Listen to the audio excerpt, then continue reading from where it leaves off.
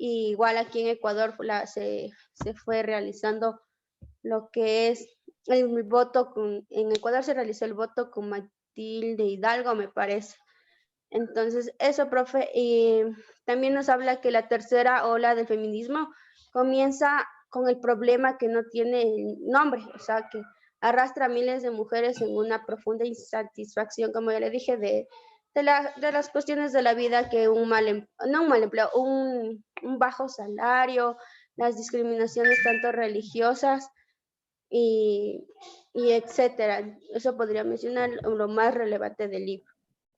Perfecto, muchísimas gracias. Justamente lo que este libro nos enmarca o nos hace un resumen, más bien, no nos hace un resumen, nos amplía lo que estaba puesto en el video, justamente las olas del feminismo, que hay un primer feminismo que lucha después del o a partir del siglo XVIII con las revoluciones liberales, donde las mujeres no fueron tomadas en cuenta en la Revolución Francesa, y esto va a generar que las mujeres comiencen ya a tener una posición política de lucha contra este sistema patriarcal que excluye a las mujeres de la educación, del voto y colocándolas en un espacio de la vida privada. Y estas son las primeras mujeres que comienzan a posicionar esa idea de que las mujeres también son seres humanos y que son seres políticos y que los estados y las sociedades tienen que tomar en cuenta las posiciones de las mujeres. La segunda ola va a luchar justamente para afianzar la participación política de las mujeres, sobre todo con el tema del sufragio y con el tema del trabajo digno y de la educación, que las mujeres puedan estudiar, que las mujeres trabajen y si trabajan, trabajen en espacios dignos y que alcancen también a estudio, que puedan estudiar. La tercera ola del feminismo nos interpela ya desde la revolución sexual, obviamente ya pensando que estos temas un poco ya fueron solventados por el derecho, de que las mujeres ya tienen voto, que ya pueden trabajar, ya pueden estudiar, pero no tienen control sobre sus derechos sexuales y reproductivos, no tienen derechos sobre su sexualidad. Y ahí es cuando esta tercera ola comienza a desatar estas luchas para que las mujeres puedan acceder al métodos de reproducción asistida, para que puedan acceder a métodos anticonceptivos, para que puedan acceder al aborto, para que puedan decidir sobre su sexualidad y que la sexualidad de la mujer no sea algo que sea cuestionado, sancionado. Y justamente muchas autoras hablan de que en este momento estamos en una cuarta ola en la cual las mujeres están luchando para eliminar todas las formas de violencia, todas las formas de violencia patriarcal, todo el tema de las violencias que existen en los contextos y que esas son las luchas sociales de este momento de las mujeres. Hasta poner mi diapositiva, ¿qué pensaban ustedes del feminismo, de los feminismos antes de ver el video y antes de leer esta lectura? Porque generalmente saben haber unos prejuicios, pero no está mal poderlos solventar en este momento. ¿Qué pensaban o qué pensaban que eran las feministas o los movimientos feministas?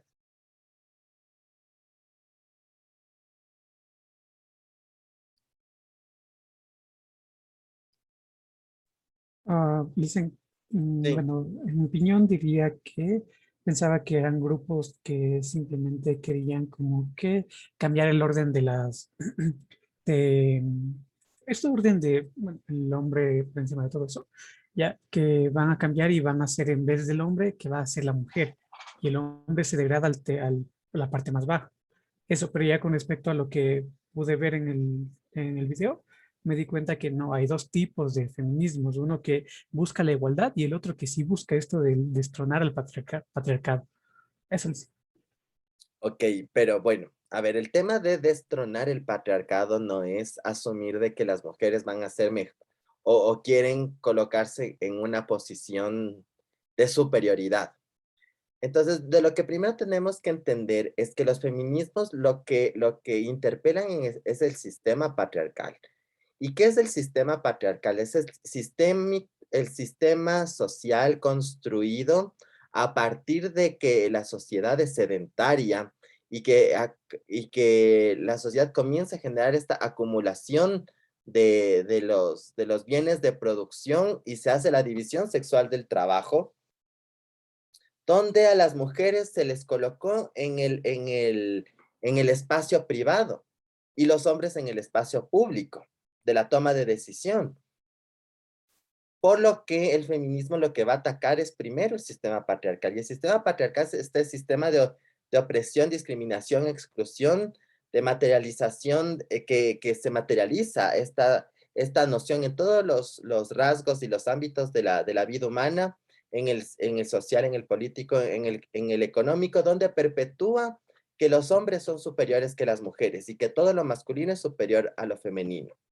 Esto es el sistema patriarcal y eso es lo que nos hace comportarnos de cierta manera en la sociedad y frente a las mujeres. Entonces, los feminismos lo que van a venir luchando es contra este sistema, no contra los hombres, sino contra esta matriz de pensamiento cultural que nos hace pensar tanto hombres como mujeres que el hombre es el que debe tomar las decisiones, que lo masculino es lo mejor, que todo lo que genera el hombre es superior y que lo femenino es secundario, que lo femenino es delicado, que lo femenino es inferior. Entonces, eso es como que la principal lucha de los movimientos feministas, porque el patriarcado, en función de lo que vimos que la semana anterior, es una relación de poder que va a generar prejuicios y los prejuicios, ya sabemos, generan una relación de poder, esta relación de poder genera discriminación y la discriminación genera violencia. Entonces, lo que origina todo esto es el sistema patriarcal.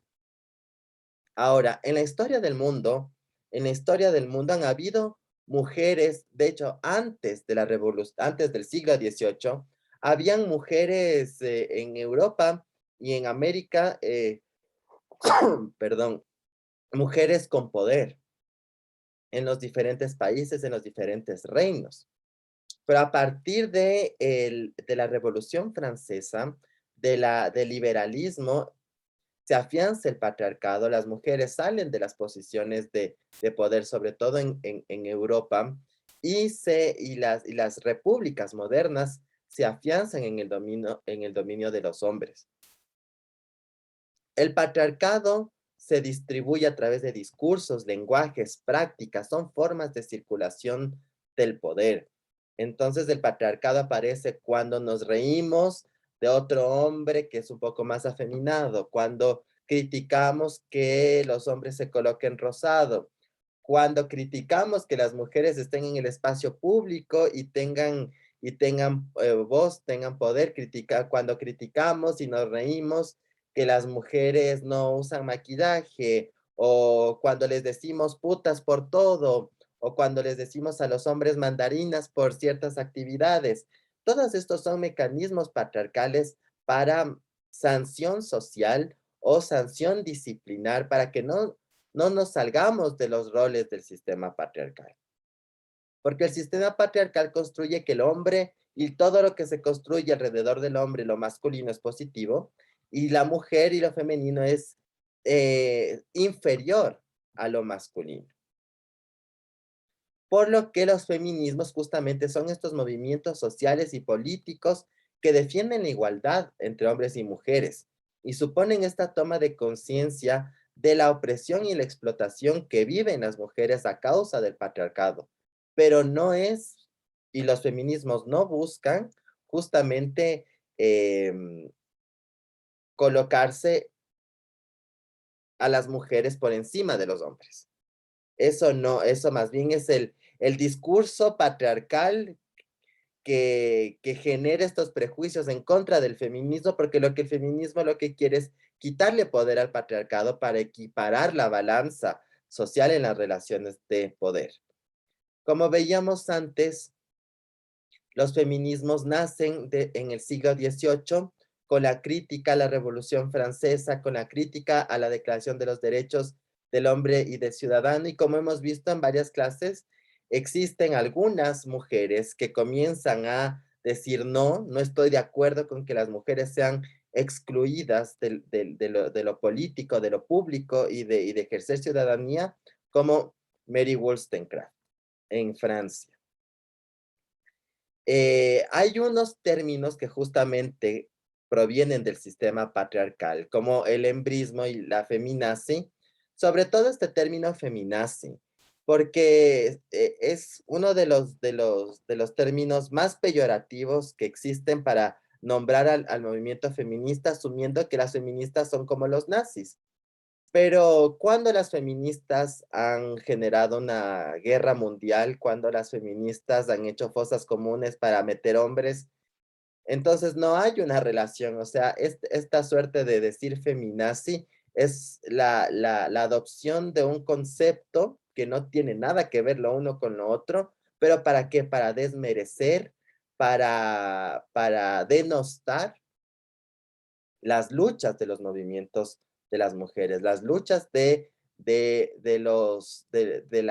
movimiento feminista frente a las estructuras de poder. Entonces, eso es el feminismo, es una lucha social. Ahora,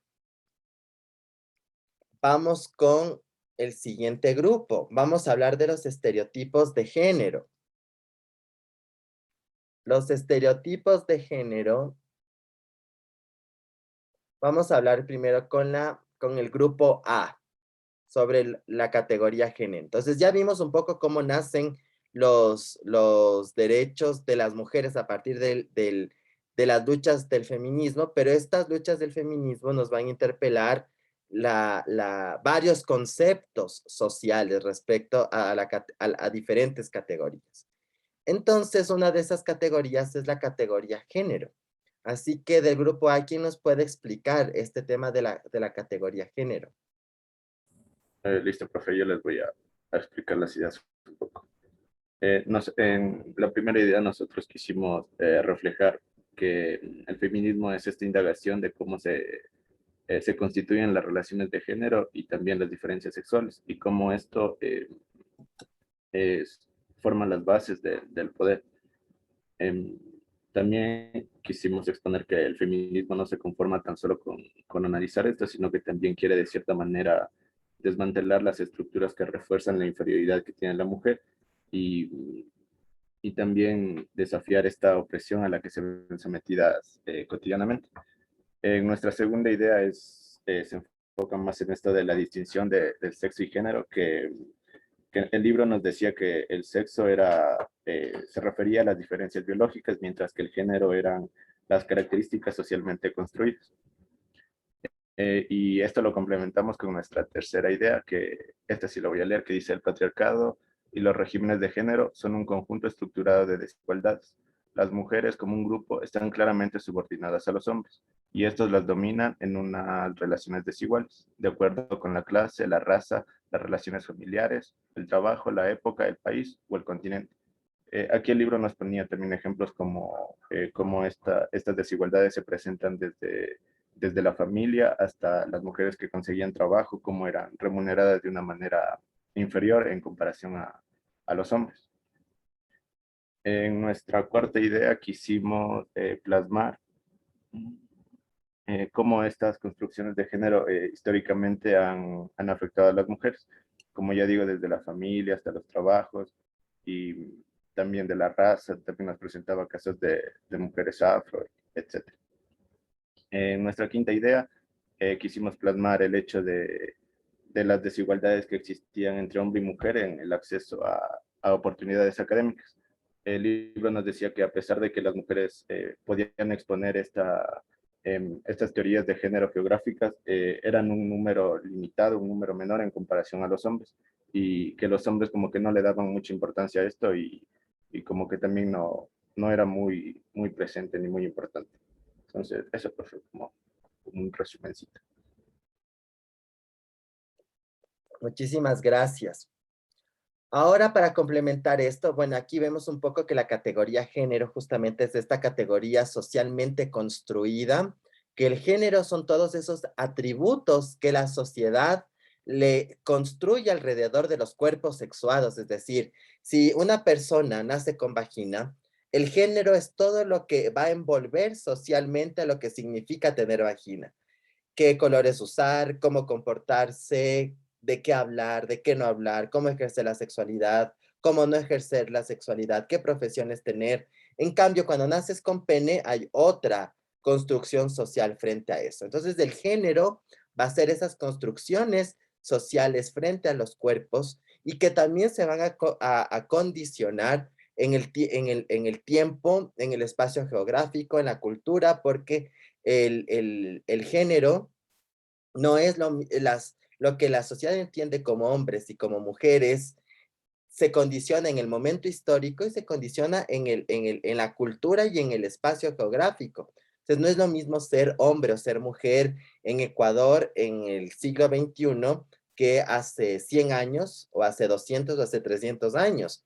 O ser hombre o ser mujer aquí en Ecuador que en un pueblo indígena, o que en Europa, o que en África, o en un país árabe. Entonces, todas estas construcciones sociales son lo que se denomina el género. Y el sexo, obviamente, es la característica biológica de los cuerpos. Es decir, las personas nacen con pene o con vagina, pero el género es esa construcción social que se hace alrededor de todo esto. Pero el tema es que el sistema patriarcal construye estas categorías de género a través de estereotipos. Entonces, pasemos al grupo C, el tema de los estereotipos de género.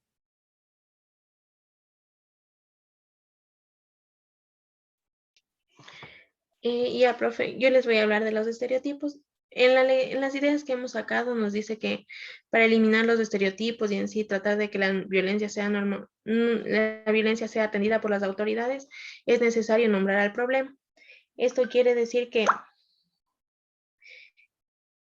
nosotros podemos expresarlo y luchar contra ellos para que se nos garanticen leyes y así poder combatir a esta violencia.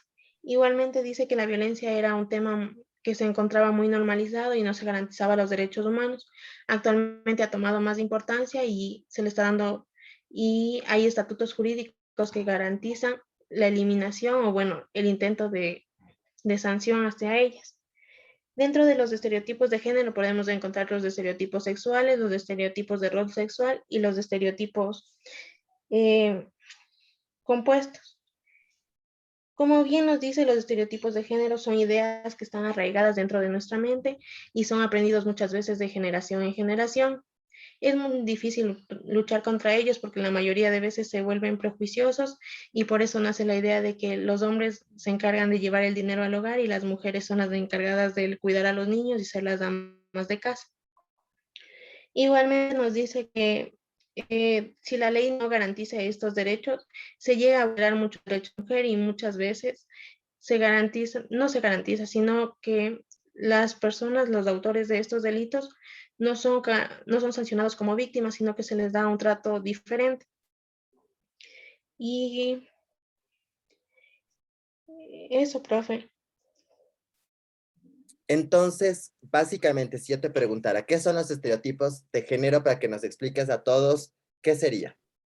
O sea, las ideas preconcebidas que tenemos, estas pueden ser aprendidas de generación en generación, desde la escuela, desde la casa.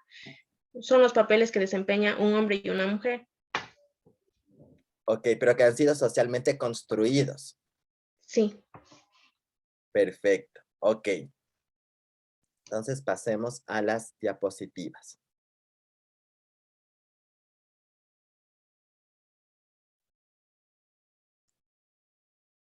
Justamente las construcciones y las fijaciones de los estereotipos de género son estas construcciones sociales, culturales de hombres y mujeres en función de sus diferencias físicas, sexuales y sociales. Es esta preconcepción de la identidad de las personas en función de si es que eres hombre o eres mujer. Entonces, los estereotipos de género es justamente entender que cuando las personas nacen con pene o nacen con vagina, se construye algo alrededor, una suerte de socialmente un constructo de roles, de actividades, de que la sociedad asume que tú debes comportarte o ser de determinada manera por haber nacido hombre o por haber nacido mujer. Y esos van a ser los estereotipos de género. O sea, que la sociedad va a asumir que tú tienes que asumir un rol, un comportamiento, una estética, porque naciste hombre, porque naciste mujer en cierto momento histórico, en cierto momento, en cierto país, en cierta cultura.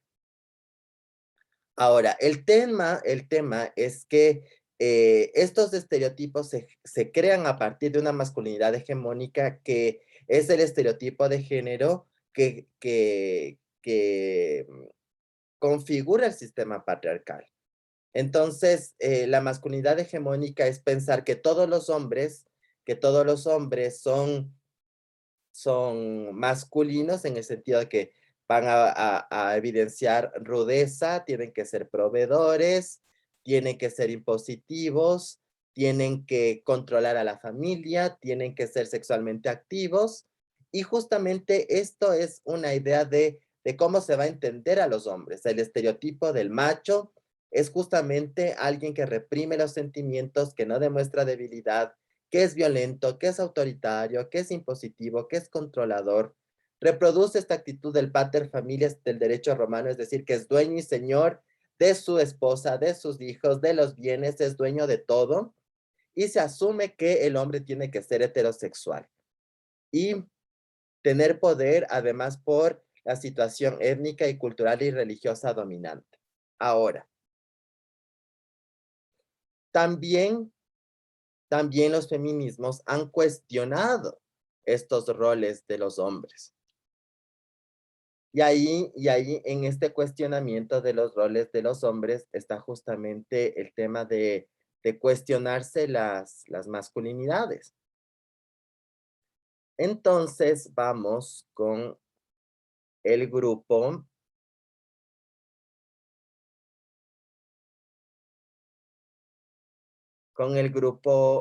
vamos con el grupo G y con el grupo H. Primero con el grupo G. Ya les comparto.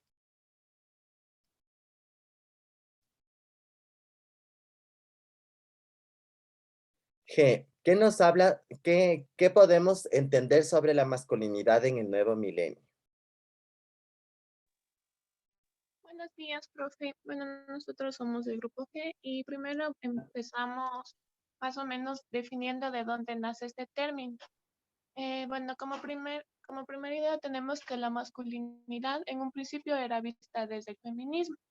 Este término también era entendido bajo el contexto del patriarcado, sobre un concepto de supremacía y compuesta por un conjunto de valores, definiciones, creencias y significados sobre el ser y el ser varón. También es así como a mediados de la década de los 70 aparecen los primeros grupos de estudios sobre los hombres y las masculinidades. Ya, como segundo punto, de aquí también parte la identidad. Esta nos dice que está conformada por aspectos que nos permiten reconocernos en cuanto a la etnia, la edad, a la clase social a la que pertenecemos, al color de piel, nacionalidad y género. Bueno, el género nos dice que es un componente básico para la estructura de la identidad. Es decir, no hay género si no existe una identidad. Pues la identidad de género está basada en experiencias, en los cánones sociales, es decir, en los roles que asume la sociedad. Y también quizás es una diferenciación bastante conocida, más no así asumida. Es por eso que conviene repasar las diferencias entre sexo, identidad sexual, identidad. El sexo, en cambio, bueno, se basa en los órganos genitales, ya sea femeninos, masculinos o intersex.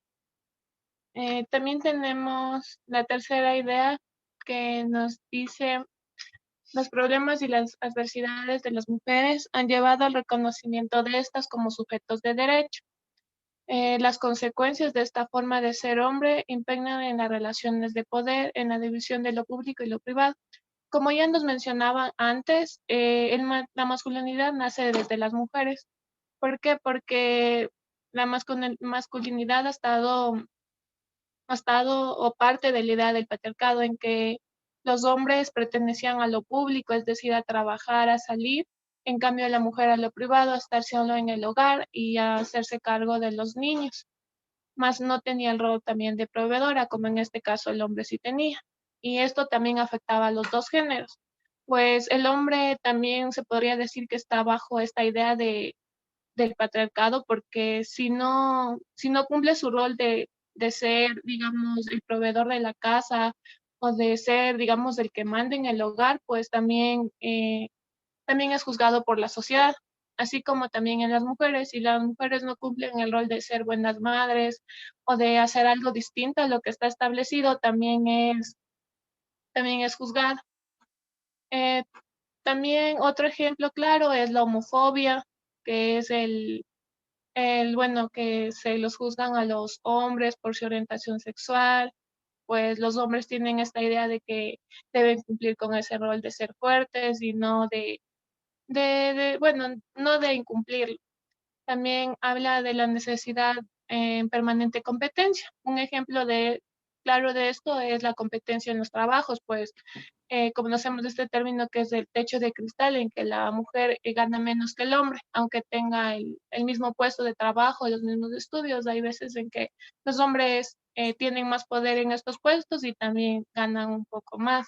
Como cuarta idea tenemos la masculinidad hegemónica. Esta dice que se construye en base a una sociedad patriarcal, como ya lo hemos visto, que esto viene desde hace muchos años, en que solo el hombre debe ser considerado como el líder, como fuerte, y sobre una feminidad basada en la sumisión, sometida al hombre. Es decir, la mujer tiene que obedecer a lo que ya está impuesto en la sociedad y en este caso también a lo que diga su marido en el hogar.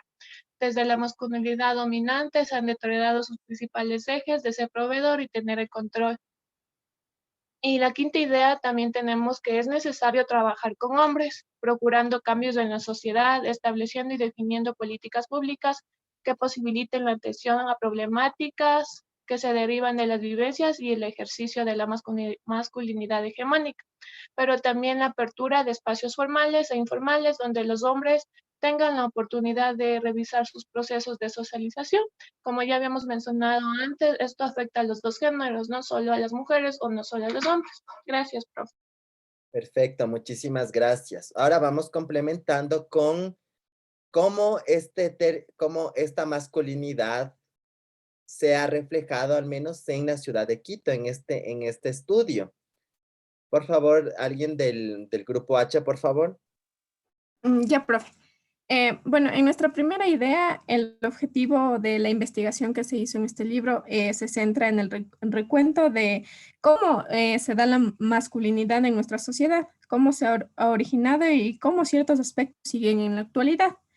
Las causas de esta investigación, primero fue porque es la más permeable al discurso de modernidad y la que asume los nuevos valores que trae consigo la modernización paulatina del país y del Estado.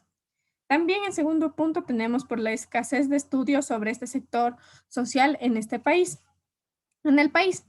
Ya en la segunda idea se habló sobre el trabajo doméstico y la paternidad. Si bien sabemos que son temas muy controversiales a la hora de conversar, pues el trabajo doméstico a menudo se piensa que solo es tarea de mujeres y que por ende el hombre casi no realiza estas actividades. Esto en la mayoría de los casos genera conflictos a pesar de que la mujer ha hecho un arduo trabajo para que las tareas del hogar sean compartidas y que más no se vea como una ayuda, sino como una obligación de ambas partes dentro del hogar. La paternidad se tiene diferentes relatos, no es solo una obligación ahora, sino que es una responsabilidad de ambas partes. A pesar de que los hijos tienen una mejor comunicación con la madre, el padre generalmente da más importancia al varón y no es lo mismo con la niña. Se puede decir que en la vida cotidiana la madre es la que se ocupa en gran mayoría de las tareas relacionadas con el cuidado de los niños,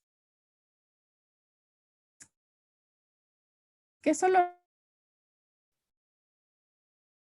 recibe una pequeña ayuda en masculinidad hegemónica. Las definiciones de masculinidad es sobre todo una lucha entre hombres. Y dada la dominación masculina presente en la sociedad latinoamericana, los hombres también tienen considerable poder sobre las definiciones de feminidad. La masculinidad hegemónica se la entiende como una forma culturalmente realizada, un proyecto personal y colectivo. El modelo de masculinidad hegemónica tiene un alto grado de correspondencia con los valores prefijados por el discurso de los actores sociales dominantes, tales como el Estado, la Iglesia y el aparato educativo. En esto bien se refleja en cuanto en el trabajo, por ejemplo, en el ámbito privado, el hombre tiene más acceso en campo con la mujer. En cuanto a las diversiones, las mujeres no pueden salir como el hombre si es que, y además el hombre debe cuidar a la mujer, se tiene este estereotipo aún. Y que también la idea del varón representado por la palabra hombría, que subsume tanto la vergüenza. En la cuarta idea tenemos el machismo y la homosexualidad. Esto es visto como una arrogancia. El machismo es visto como una arrogancia y agresión sexual, visto como un conjunto de rasgos masculinos. La sexualidad y las relaciones de pareja, el fútbol, son ámbitos sociales atravesados por el machismo, mientras que la homosexualidad es un problema hormonal. Ya, en la quinta idea nosotros resumimos unos 3 conceptos que son la continuidad, del pasado. Esta quiere decir que son confrontaciones en relaciones con las identidades, prácticas y representaciones tomadas del pasado y en las que fueron socializados. Un ejemplo claro de esto es que en la adolescencia se piensa que el hombre debe exigir pruebas de que, obviamente, de que es hombre, probando así diferentes rituales como la bebida, el salir con chicas o su en las rupturas, el aspecto en los cuales las identidades masculinas se liberan del peso del pasado, de lo heredado y se reconstruyen asumiendo nuevos referentes. Dentro del entrevistaron a varios hombres y uno de los entrevistados reflexionó sobre qué significa ser hombre en su vida. Es decir, se nota como las identidades de género han sido descoronadas. Es decir, los límites demarcarios de que ser hombre se ha vuelto más confuso y flexible para los varones de clase media de Quito. Un ejemplo que se encontró en un caso en el cual un hombre opta por dejar a su esposa como el único sostén económico de la familia, mientras realiza otras actividades. Las transiciones son situaciones en las cuales la pauta heredada ha sido alterada, pero sin romper totalmente con ella. Sin embargo, ha dejado de ser lo que era. Un ejemplo, la esposa trabaja y aporta para los gastos del hogar. Considera que el fútbol es un deporte solo para hombres. Y bueno, los significados, representaciones y prácticas de género han cambiado por mujeres de clase media en Quito. Ok, Los perfecto. sujetos. Las viejas construcciones tienen aún mucha fuerza. Se puede verificar nuevas identidades. Ya, profe, ahí justo acabé. Sí, porque se te estaba cortando, entonces creo, parecía que ya habías terminado. Listo, entonces muchas gracias. Con eso ya podemos como enmarcar una suerte de idea de lo que podríamos pensar que, o más bien dicho, de lo que es la masculinidad hegemónica, cómo se plantea y también cómo hay rupturas, ¿no? Hay hombres que rompen esos esquemas y, como yo les decía antes, socialmente se les castiga, ¿no? Con burlas, con adjetivaciones, etcétera, porque no entran en los estereotipos de género que la sociedad construye. Entonces, bajo las lecturas de Cook y Cusack, podemos establecer que existen varios estereotipos de género. Un primer estereotipo de género es el estereotipo de sexo, que es la preconcepción que concierne los atributos o características físicos o biológicos que poseen los hombres y las mujeres. Es decir, que son nociones generalizadas que se atribuyen características exclusivas a hombres y a las mujeres por su condición físico-biológica. ¿Qué ejemplo de esto? A ver, hay unos primeros ejemplos que hablan de que el hombre es, por ser hombre, es más fuerte que la mujer. ¿Sí? Entonces, este tipo de estereotipos justamente lo que hacen es reflejar estas ideas biologicistas de que cierto tipo de actividades son solo de hombres y ciertas solo de mujeres por haber nacido con ese genital, como el tema de la fuerza. A veces se decía, no, como eres hombre eres más inteligente que las mujeres, pero la única diferencia realmente biológica que existen entre hombres y mujeres es el tema de cómo funcionan nuestros aparatos reproductores.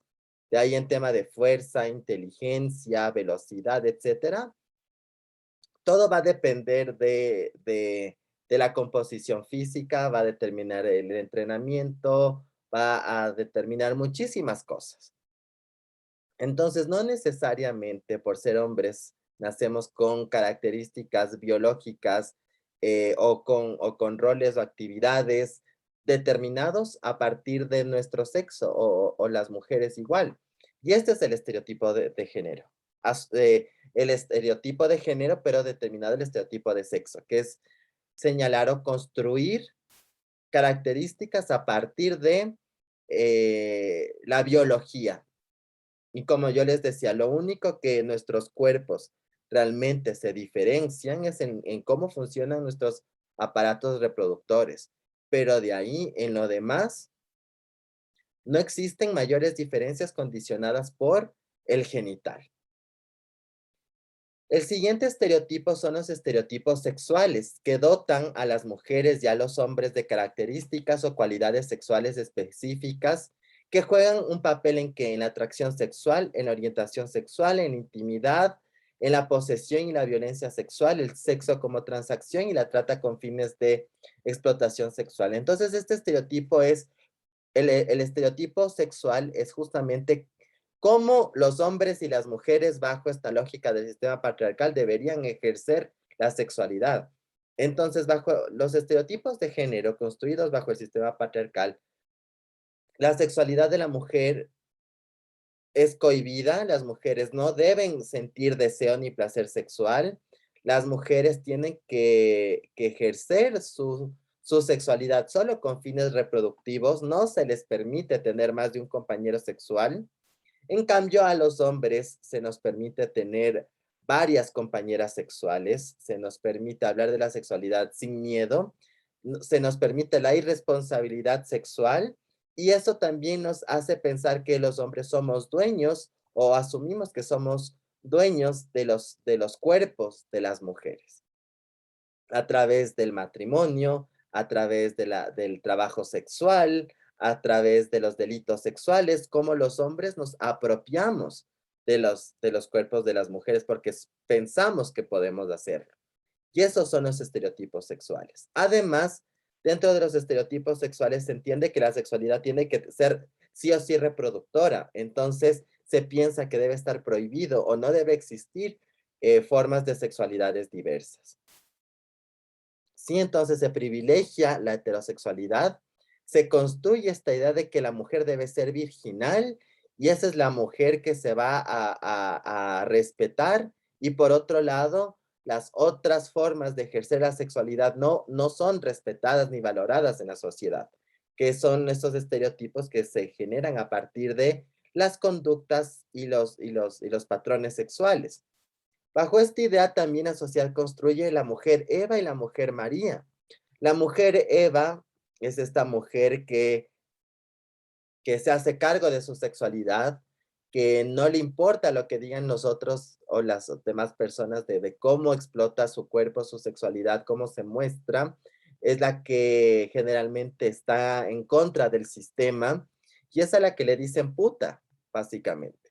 En cambio, la mujer María justamente es esta mujer abnegada, dependiente, que siempre se va a pensar que es madre, con la que los hombres se quieren casar, con la que quieren que sean sus madres y sus esposas. Pero estos son justamente estos estereotipos que la sociedad entiende a estas mujeres que son más empoderadas, se las denosta y se las violenta, y en cambio a estas otras, a las mujeres que son más sumisas, que evidencian más roles de cuidado, son las que se respetan.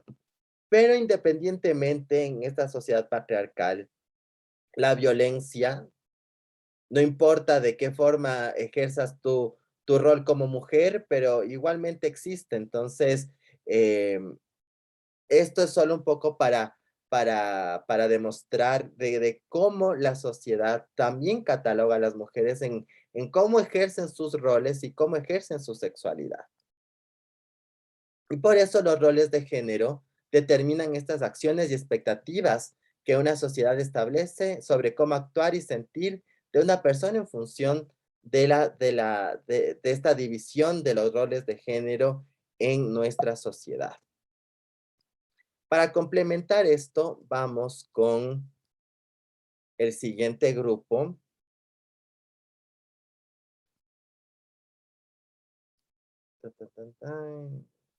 Con el grupo D.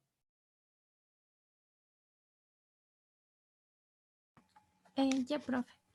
Bueno, nosotros como primera idea pusimos que la desigualdad de sexos es un problema transversal que implica a todos y cada uno de los aspectos de la vida, pues como sabemos alrededor del sexo se han construido la mayoría de desigualdades y discriminaciones en nuestra sociedad, y también cómo este conflicto de género ha sido pasado de lo social a lo individual, pero no este individual como una construcción de personalidades coherentes y consistentes que nos permitan intervenir autónomamente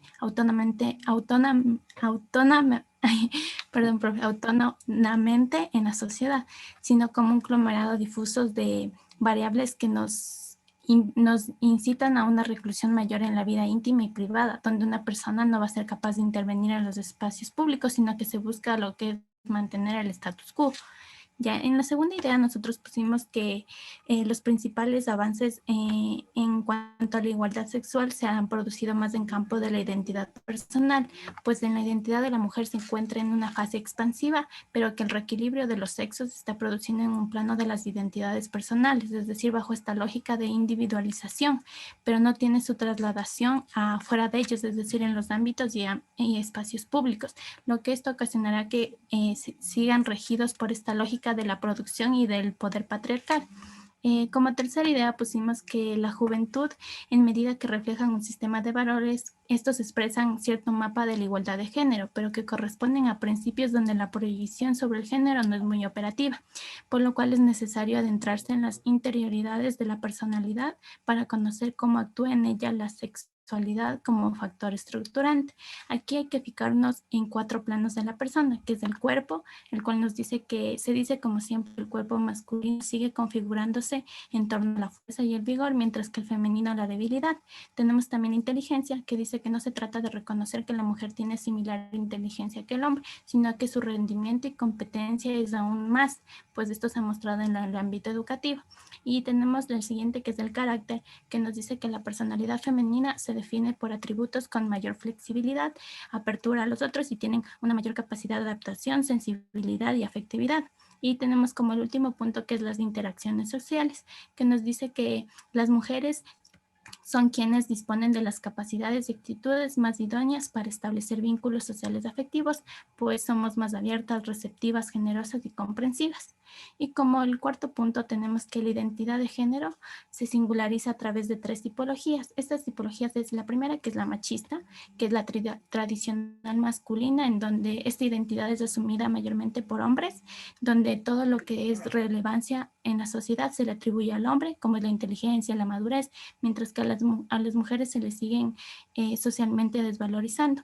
Tenemos la otra tipología, que es la igualitaria, que hasta cierto punto se identifica con el feminismo. Esta identidad se asume más en las mujeres y tiene una suerte de género neutro, es decir, que si prescindimos de las diferencias corporales entre hombres y mujeres, no habrán diferencias en nada más. Y también tenemos como última tipología, que es la pragmático-acomodaticia, que es donde la presencia del hombre y la mujer es en similar. Se mantienen algunos perfiles tradicionales, pero se reconoce que en el plano intelectual los hombres y las mujeres son iguales. Como conclusión nos dice que el hecho que tanto los hombres como las mujeres pertenezcan a estas distintas tipologías nos da a entender que las relaciones de avance y retroceso tienen que ver mucho con esta relación de reciprocidad y competencia entre el hombre y la mujer.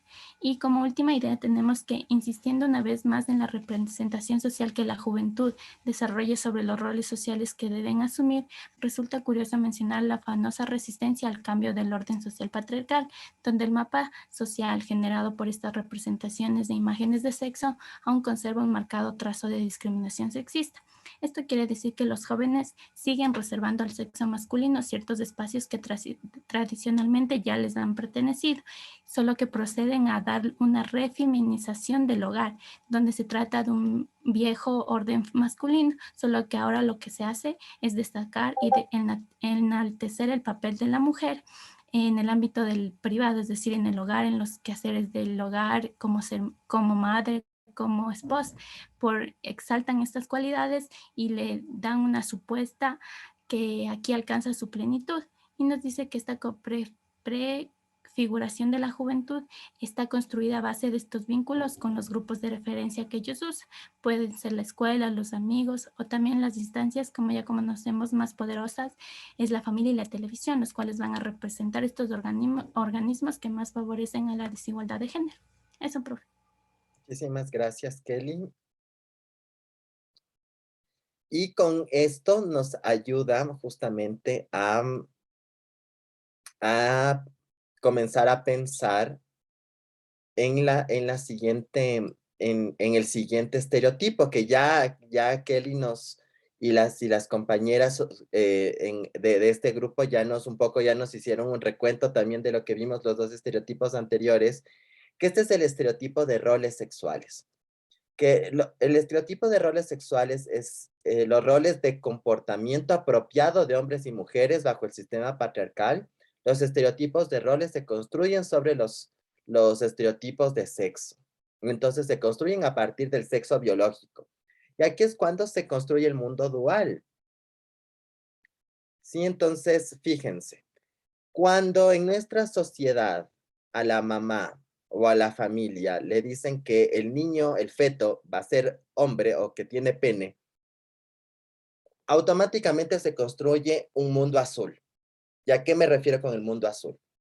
Que la sociedad ya le asume que tiene que jugar con determinados muñecos o determinados juguetes, un determinado color, y mientras va desarrollando su vida se va a entender que va a estar en el espacio público, que esta persona, que esta persona por ser hombre, tiene que estar en el espacio público, tiene que siempre ser fuerte, estar en las actividades y profesiones de fuerza, y tiene que ser alguien que ejerza y demuestre y controle la sexualidad. En cambio, cuando el feto tiene vagina, se le asigna justamente un rol, un color, y este color tiene un bagaje de todo lo que se va a construir respecto a lo que, fíjense, las niñas cuando crecen les entrenan a ser mamás. Desde que son chiquitas, a los hombres no. A nosotros no nos permiten jugar con muñecas. Nos critican, nos hablan, nos sancionan. En cambio, a las mujeres les entrenan a ser mamás desde que son niñas, les normalizan. En cambio, a nosotros no nos normalizan que vayamos a ser papás. Bajo esta idea se entiende de que la mujer tiene que ser delicada como una princesa, que el fin de la sexualidad de la mujer no es el placer o el deseo, sino la maternidad. Y que las actividades y las profesiones de las mujeres tienen que relacionarse justamente con el cuidado y la asistencia. Y por eso otras profesiones, otras actividades que no son de cuidado, que no son de asistencia, o tienen muchas barreras para que las mujeres puedan ejercer, pasar de aquí a acá, pero también existen muchos problemas cuando los hombres quieren pasar de las actividades que son del otro lado. O sea, cuando un hombre quiere ser enfermero, cuando quiere ser incluso trabajador social, hay muchas críticas alrededor de eso porque no se entiende cómo un hombre no haga actividades de cuidado. ¿O por qué hace un hombre actividades de cuidado? Porque una mujer se dedica a profesiones o actividades que requieran más fuerza o que requieran de espacios públicos, ¿sí? Y también se cuestiona cuando la mujer no tiene o ejerce su sexualidad no con fines reproductivos. Y aquí insisto, el tema de la puta. O sea, la mujer cuando ejerce su sexualidad de manera libre y habla de ella, es puta por todo. En cambio, el hombre no tiene, cuando ejerce libremente de su sexualidad, cuando la desarrolla, cuando habla de ella, no hay ninguna sanción social, no hay ningún epíteto. Es más, es celebrado. Entonces, eso es los estereotipos de género, sobre todo este estereotipo de roles sexuales. Profe, una consulta. Claro, Ya hablando de este tema los roles sociales, cómo se da, desde el trabajo social, ¿cómo se podría cambiar estas visiones o estas ideologías que ya se tiene como sociedad impregnadas? es justamente cómo cambiamos todo eso, es rompiendo los estereotipos. Entonces, la sociedad nos dice que lo masculino es lo positivo. Entonces, todo lo que se entiende como masculino, que es lo público, que es lo que está afuera, que es el trabajo productivo, y que lo femenino es lo que está dentro de casa, que es lo delicado, que es el tema de falta de poder.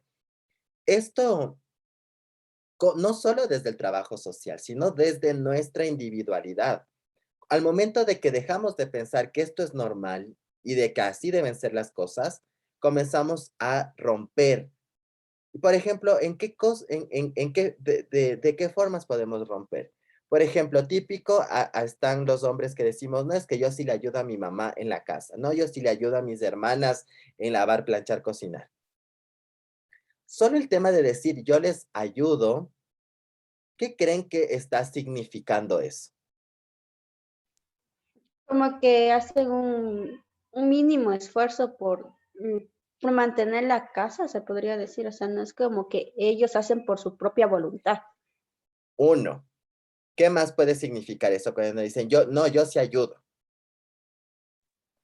Es Como se parte ve de un contribuyendo favor. Que es un favor, ¿qué más? como obligación también, puede ser.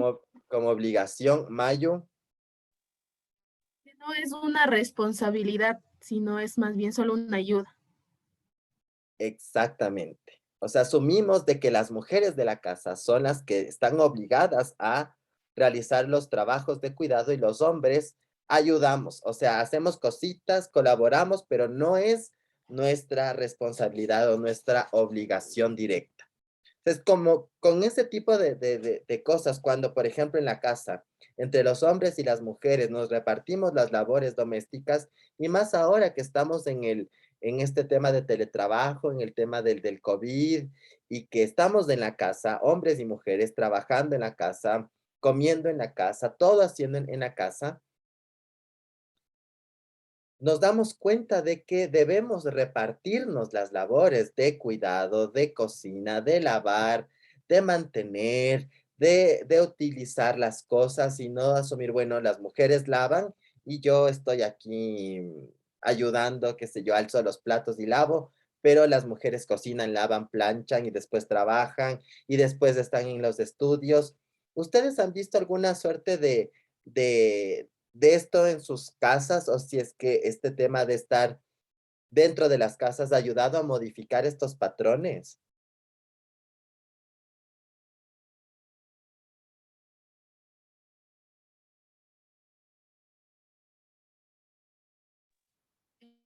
Profe, bueno, yo creo que cuando un hombre tiene como una relación muy estrecha con una mujer en el sentido de madre e hijo o como hermano o hermana, se puede crear como una empatía hacia las mujeres y se puede como deconstruir esta masculinidad hegemónica. Ahora, justo es de lo que decía su compañera. ¿Cómo hacemos esto desde el trabajo social? Porque estos como son tips para nuestra casa, para nuestra vida interpersonal. Pero con la profesión, ¿cómo hacemos?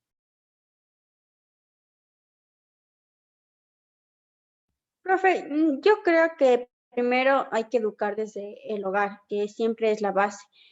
Y si ya se ve estos factores, como que dar a o sea, primero informar que no todas las mujeres debemos hacer más bien las mujeres no deben específicamente realizar todas las actividades del hogar, sino más bien tener que el hombre también se implique en ello, que no sea que solo que, por ejemplo, yo conozco personas que se van al fútbol y todo y dejan en la casa un desbarajuste y viene la esposa y trabajando y le toca arreglar, sin embargo, y encima más viene el esposo cansado que por favor le haga la comida y sin embargo ellos no toman en cuenta el esfuerzo que hace la mujer por trabajar, aportar económicamente y a la vez mantener una casa limpia y en orden.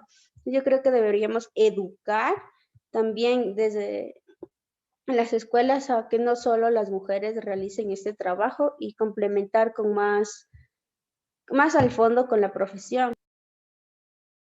Exactamente. Y justamente de lo que nos hablan justamente las autoras feministas es que estos roles lo que hacen es estas divisiones sexuales del trabajo, ¿no? O sea, como eres hombre tienes que hacer esto y como eres mujer tienes que hacer esto.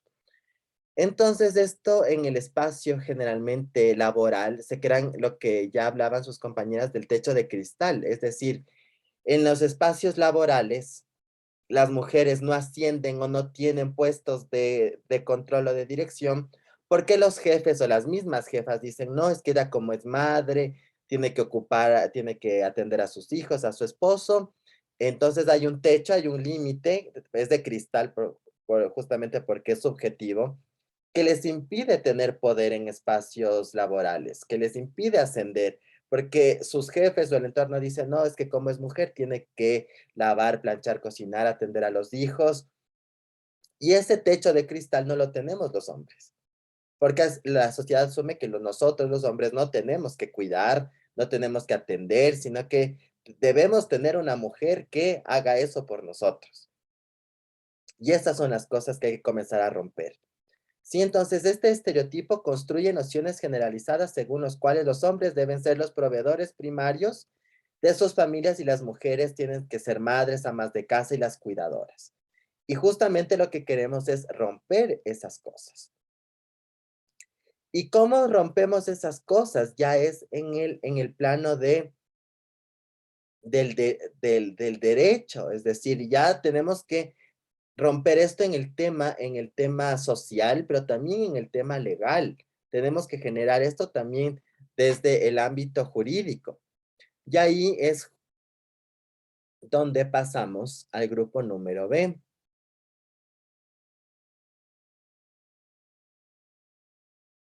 Al grupo número B.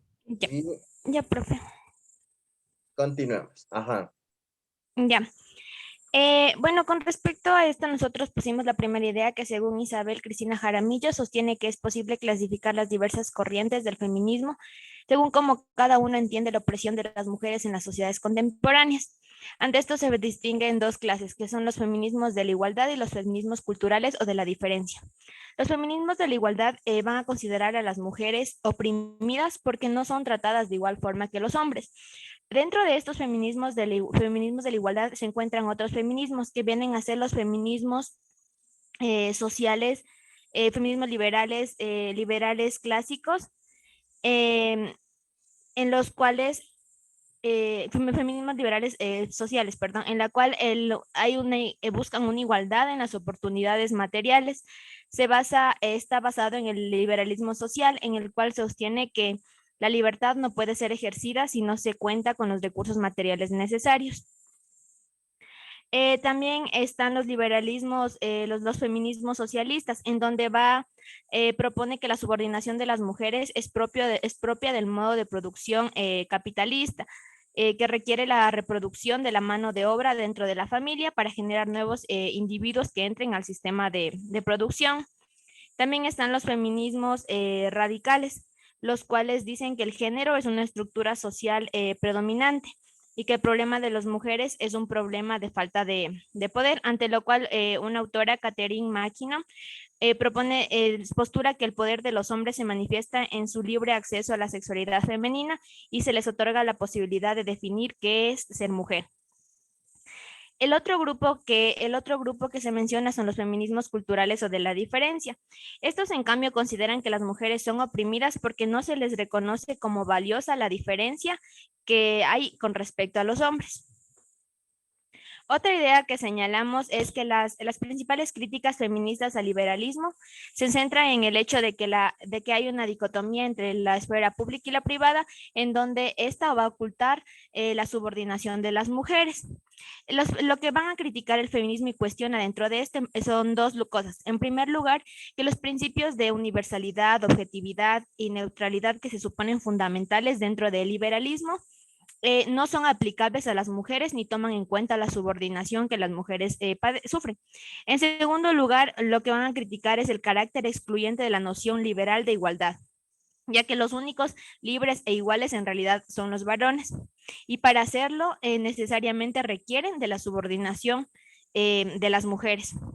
Dentro de esto también, en base a esta dicotomía de lo público y lo privado, otra autora, Frances Olsen, va a señalar que nuestros pensamientos siempre han venido estructurados en torno a dualismos o a pares compuestos, lo racional, irracional, lo bueno, lo malo, lo objetivo, lo subjetivo, en donde estos dualismos lo que van a provocar es que estos se produzca van a ser sexualizados, en donde a uno se le considera masculino, a otro también femenino. Estos también van a provocar que hay una diferencia, en donde hay una jerarquía, en donde a uno se le dota de masculino y al otro de femenino como como algo inferior. Ya, la tercera idea ven a ser el derecho internacional de los derechos humanos se desarrolló de manera desequilibrada y parcial, ofreciéndole mucho más a los hombres que a las mujeres. Estas críticas al sistema internacional de los derechos humanos apuntan a que estos han sido creados y desarrollados por hombres. Por lo tanto, no conlleva una visión del mundo masculino. Las mujeres no han sido partícipes de los procesos de construcción de la institucionalidad internacional ni de los instrumentos jurídicos de derechos humanos generales. Sexualiza entre esferas de lo público y lo privado y refuerza la posición subordinada de las mujeres en ambas esferas. Además, se orienta la protección de los varones en la esfera de lo público, esto es en las relaciones con el Estado. Por lo que los derechos humanos no han sido interpretados desde una perspectiva de género que dé cuenta de las experiencias de la desigualdad en la injusticia y de la injusticia que experimentan las mujeres. Otra idea es que dentro de esto también se toma muy en cuenta lo que es dentro del concepto de género, se toma muy en cuenta estudios de la antropología, en donde explican que la posición de las mujeres varía de cultura en cultura, manteniéndose constante una diferenciación entre las actividades consideradas como femeninas y masculinas. Al momento de observar que hay una actividad específica era en algunas culturas femeninas y en otras masculinas, se permite deducir que dicha actividad no está determinada por lo biológico, es decir, por el sexo, sino que culturalmente se la ha definido como propio de cada sexo, es decir, que por el género. Es un constructo social que se ha venido dando. En consecuencia de esto, la posición de la mujer no está determinada biológicamente, sino culturalmente. Eso. Y finalmente, el concepto de género permitirá explicar que la subordinación de las mujeres en las sociedades se relaciona específicamente con dos elementos que vienen a ser la diferenciación y el otro el poder o la jerarquía. Por un lado, la construcción cultural, con respecto a la diferenciación, la construcción cultural de esas diferencias entre lo femenino y lo masculino y la atribución a estas características a hombres y mujeres desde su nacimiento, definiendo así el estatus que cada uno tendrá dentro de la sociedad y los roles que se va a desempeñar en la vida pública o privada. Y con respecto al segundo elemento, muestra que la diferencia que se le atribuyen a hombres y mujeres constituyen una jerarquía en que lo masculino resulta favorecido y socialmente valorado, en detrimento de lo que se constituye y se señala como lo femenino. De esta manera, el género no solo construye identidades, sino que también define y legitima las relaciones que van a haber de poder. Eso, profe. Perfecto, muchísimas gracias. Entonces, todo esto nos va a poner una situación de, bueno, el derecho ha sido construido por y para los hombres, pero también el derecho, después de la influencia ya de las mujeres en las posiciones de poder, se permite también generar otro tipo de normas y de construcción del derecho que permita facilitar el ejercicio de los derechos de las mujeres. Por ejemplo, aquí tengo un artículo que es el artículo 69, numeral 1 de la Constitución, que ya nos dice que son derechos de las personas integrantes de la familia promover la maternidad y paternidad responsable. La madre y el padre estarán obligados al cuidado, crianza, educación, alimentación, desarrollo integral, la protección y derechos de los hijos y de las hijas. Entonces, aquí ya no nos está poniendo de que es obligación solo de la madre, sino que es una obligación compartida entre padre y madre. ¿Sí? Entonces, el derecho tenemos que entenderlo como una construcción masculina, sí, y sobre esto también utilizar estas herramientas que también se han generado para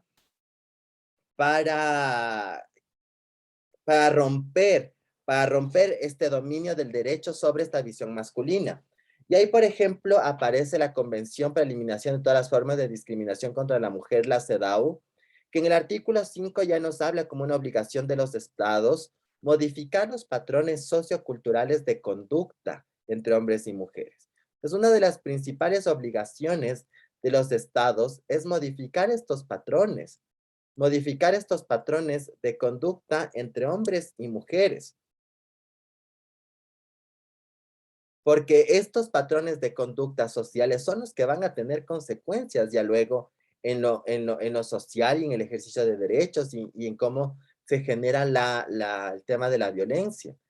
Entonces yo aquí les coloco algunas fotos justamente para decir que las mujeres pueden ser fuertes, pueden ser rudas y los hombres pueden ser delicados. Las mujeres pueden estar también en posiciones de poder. Los hombres pueden transformar también para fines personales o para fines artísticos, tomarse estéticas femeninas.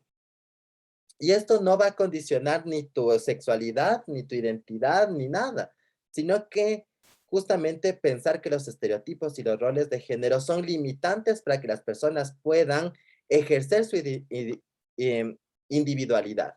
Es decir, bajo los estereotipos de género no existirían bailarines, hombres, ni boxeadoras mujeres, ni mujeres en el espacio público, ni hombres que puedan tener más atención a la belleza, ni mujeres que puedan estar en actividades que requieran, que no sean de cuidado. Por eso es la importancia de romper los prejuicios y los estereotipos de género, porque nos limita en las individualidades, en los proyectos de vida y en lo que queremos ser como personas. Ahora, ¿cuáles son las consecuencias de las discriminaciones basadas en género? Acabamos de ver justamente que hay prejuicios y estereotipos. Estos prejuicios y estereotipos, sí, se fundan en estos sistemas de dominación como la religión, la política y la cultura, se afianzan en el sistema patriarcal y generan estas relaciones de poder que crean estos prejuicios y estereotipos, y que esto es lo que va a ser el sustento de la discriminación, como vimos en la clase pasada. Y lo que va a suceder es que los derechos humanos son este mecanismo legal y el mecanismo de reivindicación social para romper con esto. Pues como vimos, los derechos humanos son leyes, pero también son movimientos sociales, pensamiento social, pensamiento académico, transformaciones culturales. Entonces, los derechos humanos van a ayudar a romper todo esto. La violencia, justamente cuando habíamos hablado de los prejuicios y los estereotipos, que toda forma de discriminación es violencia. Entonces, el patriarcado somete al asociado con femenino y débil. Y justamente esta lógica y estos prejuicios sociales son los que generan estas violencias basadas en género, en lo social. Es por eso que nuestra Constitución, en el artículo 66, numeral 3, literal A y literal B, hablan de la vida libre de violencia y que el Estado tiene que proteger la integridad física, personal, sexual de todas las personas, pero con especial atención a las mujeres, a las niñas y a las personas con discapacidad, porque en este mundo patriarcal son las que más violencia viven.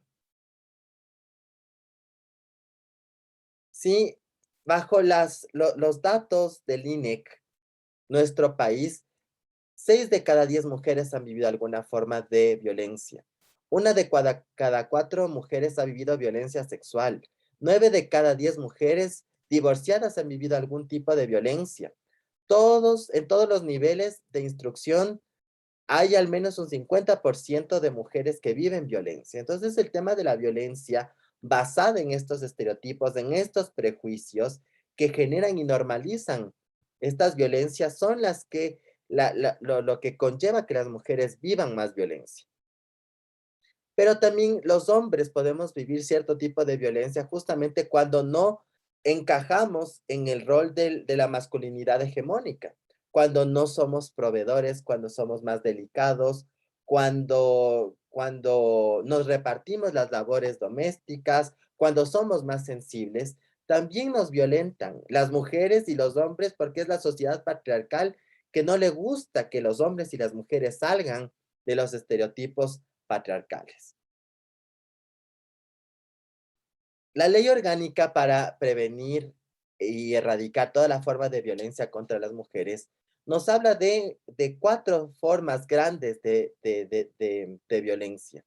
La violencia física, la psicológica, la sexual, la patrimonial, también está la violencia simbólica que no está en la diapositiva, pero son las formas de violencia que va a proteger la ley.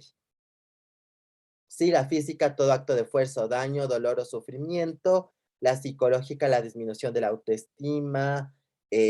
También la intimidación, la amenaza, la sexual, que es el maltrato, el tema del acceso carnal, el acoso, las prácticas sexuales violentas. La patrimonial, que es la sustracción, destrucción, retención de objetos, de bienes, de dinero, de recursos que tiene la mujer o que obtiene la mujer y que los hombres le sustraen o le controlan o le dominan.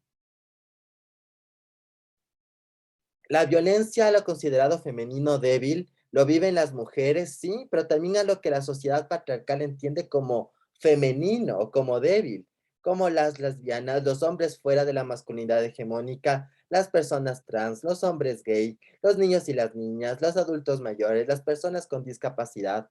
Todo lo que la sociedad patriarcal considera débil lo va a tratar justamente bajo estas lógicas patriarcales violentas. ¿Qué nos dice la normativa jurídica? Antes de pasar al tema del ¿qué nos dicen? Aunque ya hemos visto algunos temas de la Constitución, de las leyes, ¿qué piensan hasta ahora de lo que hemos visto? De los estereotipos, los prejuicios, del movimiento feminista, de las masculinidades. ¿Qué les ha provocado? Mientras íbamos escuchando lo que decían los grupos y mientras lo que vieron en su casa con los videos y las lecturas, ¿qué conclusiones podemos sacar en el tema social, en el tema del género, del sistema patriarcal, de los feminismos?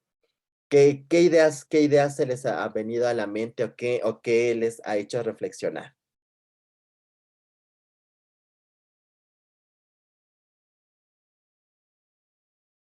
Carla. Ya, profe. Bueno, yo considero, y con lo que hemos visto, es que vivimos sí en una sociedad que de cierta manera ya no está sujeta al 100% a estos estereotipos, tanto que mujeres al quehacer doméstico y los hombres a la fuerza pública, por así decirlo. Pero sí existe cierto porcentaje en que eh, existe esta concepción de que las mujeres se sienten con esa obligación de servir a la esposa, servir en cualquier, por ejemplo, en una familia. La mamá tiene dos hijos, un hombre y una mujer. Entonces es la mamá quien decide, por ejemplo, la mujer tiene que ayudarme aquí a hacer las que hacer de la casa, mientras que el hombre no, tiene que sentarse a ver el fútbol o salir o hacer lo que le venga en gana, por así decirlo. Pero está en nosotros y creo que es el fin de nuestra carrera también el poder dar un freno a estos estereotipos, el poder generar un cambio social, una transformación social para que tanto hombres como mujeres tengan la misma condición de igualdad. Si un hombre puede trabajar en la fuerza pública, una mujer también puede trabajar en la fuerza pública. Si una mujer se queda haciendo los quehaceres del hogar, un hombre también puede hacer lo mismo. Eso es mi opinión, profe. Muchas gracias, Carla. ¿Alguien más? ¿Alguna reflexión, algo que les haya suscitado escuchar y leer y ver todo lo que hemos visto hasta este momento?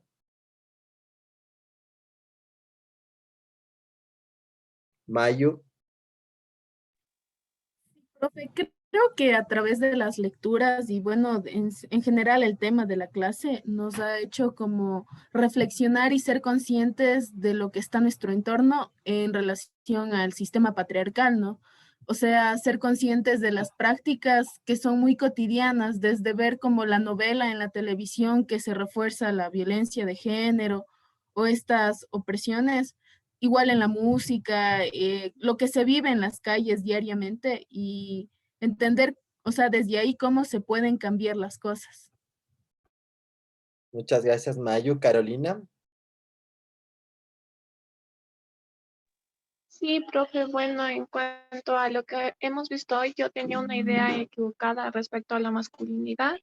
Pues yo creía que esto solo era de los hombres netamente y al leer los textos y ver que también viene desde la solidaridad de las mujeres y desde esta preocupación también desde los hombres, entonces sí me ayudó a desmontar, bueno, a destruir algunas ideas que tenía y ver que tanto hombres como mujeres buscan esta igualdad. Pues en esta sociedad los hombres también tienen que estar bajo esta idea de que deben ser proveedores, porque si quieren realizar algo distinto o quieren hacer algo diferente a lo que ya está impuesto, pues son mal vistos y también tienen que estar, como quien dice, sujetos a estas ideas. Y así también las mujeres a ser sumisas. Entonces depende de nosotros, como ya lo mencionaron algunas compañeras. em, Esto empieza también desde los hogares, tanto los padres tienen que educar a sus hijos para que no limiten a que por ser mujer tiene que hacer tal cosa o por ser hombre tiene que hacer solo eso. Entonces, que los dos tenemos las oportunidades para hacer ambas cosas y también tenemos esa libertad para expresar lo que sentimos. Gracias. Muchas gracias, Kelly. Y de ahí, después de Kelly, bueno, gracias, Carolina. Después pasamos con Kelly. Y de ahí sí me gustaría escuchar a alguno de los hombres de nuestra clase, Patricio o Adonis, a ver si, cuál es su perspectiva también desde nuestro lugar de hombres sobre la masculinidad y el tema de género. Kelly. Listo, profe. Bueno, yo creo que esta clase me sirvió para reflexionar que muchas de las veces como que yo he oído estos comentarios de que como que hacen que el feminismo sea una moda o que sí, que tú eres feminista porque, o sea, las demás lo son o así. Y desde mi parte considero que yo, o sea, yo me considero feminista porque sea una moda, porque la sociedad o las mujeres me lo digan, sino que porque para mí es una práctica de vida que me lleva a repensar cómo yo me muevo en esta sociedad, cómo mis derechos se están cumpliendo, cómo he sido víctima de opresión, cómo el machismo es constante tanto en la sociedad como en la familia.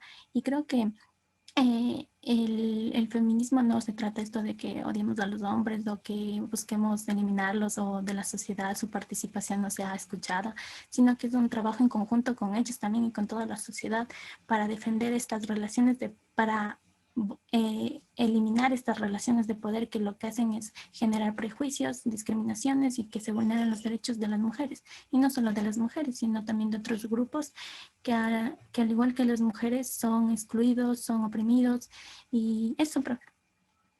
Muchísimas gracias, Kelly. Ya para cerrar, no sé si Patricio o Adonis quieran decir algo, no sé. Sí, profe. Sigue. Sí, buenos días. Bueno, igual, desde la perspectiva masculina, no es que cambia mucho, no. Porque de igual manera, no es que sea feminista, pero a mí, como quien dice, me han criado de diferente manera también. Todo viene en base a los constructos sociales también, a las creencias religiosas también, y a la educación y valores que se le inculcan en la casa, independientemente de que sea hombre o mujer, porque, por ejemplo, yo crecí sin un padre también, solo vivo con mi mamá y mi hermano, y realmente la única que nos ha cuidado y nos ha enseñado cómo vivir es mi mamá también. Entonces, no es que por ser un hombre, por el simple hecho de ser hombre, o bueno, ese no es mi caso, em, negamos que debemos, que somos superiores, perdón, afirmamos que somos superiores a las mujeres o algo así, pero no es así. Todos delante de Dios creo yo que somos iguales y tiene mucho que ver con los valores que nos han inculcado en casa, porque el respetar a una mujer nunca está de más, el dar un lugar a una mujer nunca está de más, el compartir responsabilidades, roles que no solo son para la mujer, que no solo son para hombres, tampoco está de más y pienso yo que tiene mucho que ver con eso, profe. Muchísimas gracias, Adonis. Justamente es eso, ¿no? Como cuestionarnos. Patricio, ¿te ibas a decir algo, no? No, ¿Sí? ¿No? bueno, pero puedo decir algo. Claro. Con respecto a esto de los prejuicios y eso que también vivimos los hombres, por ejemplo, en mi caso y el caso de los compañeros que estamos en la carrera de trabajo social, bueno, yo en un principio sí me llenaba lleno de prejuicios de parte de tanto mi familia como de algunos amigos, diciendo una carrera de hombre, una carrera de hembras, así, tal cual, carrera de hembras y eso. Pero yo no lo veo de esa forma. Yo veo que para mí es una carrera bastante bonita y no es necesariamente que sea de mujeres y de hombres, sino que es lo importante es que te guste. Y a eso quiero llegar, es decir, que los prejuicios están metidos tanto, o sea, los juicios de valores, todo eso está metido tanto en nuestra sociedad que eso afecta a muchas personas que no puedan seguir sus sueños. Por ejemplo, quién sabe si hay una persona que igualmente quería seguir trabajo social o ballet, así por decirlo, no ballet, pero por el prejuicio tanto de su familia, de sus amigos, le dicen, no, esa cosa de hembras, de mujeres, ¿para qué te vas a meter? Te vas a meter y le destruyen su sueño. Eso es decir, llegará algún día que, bueno, pienso que ojalá que lleguemos algún día que ese pensamiento, esos prejuicios que existan se eliminen y cada uno pueda desenvolverse tal cual es, tal cual quiera, como quiera. Eso es. Justamente, Patricio, muchísimas gracias. Es que esa es la idea, ¿no? De cómo que la sociedad construye estos prejuicios y estereotipos y nos limita nuestros sueños, nuestras individuales, para decir, como eres hombre, tienes que hacer esto y no puedes hacer lo otro, y si eres mujer, tienes que hacer esto y no hacer lo otro. Y justamente la idea es ir rompiendo eso, ir rompiendo, y justamente por eso quería un poco escucharles a nuestros dos compañeros de la clase, porque generalmente eso viven los hombres que deciden trabajar, como es estudiar trabajo social, que les critican o se burlan porque es una carrera, entre comillas, de mujeres, porque es de cuidado, entre comillas. Ya vamos a desmitificar eso también luego en la tercera unidad, pero esto puede generar, de lo que decía Patricio, que alguien no siga sus sueños, se limite en decidir qué quiere hacer, cómo vivir, por el qué dirán de la sociedad. Y eso es lo que buscan los feminismos justamente y lo que buscan los derechos humanos.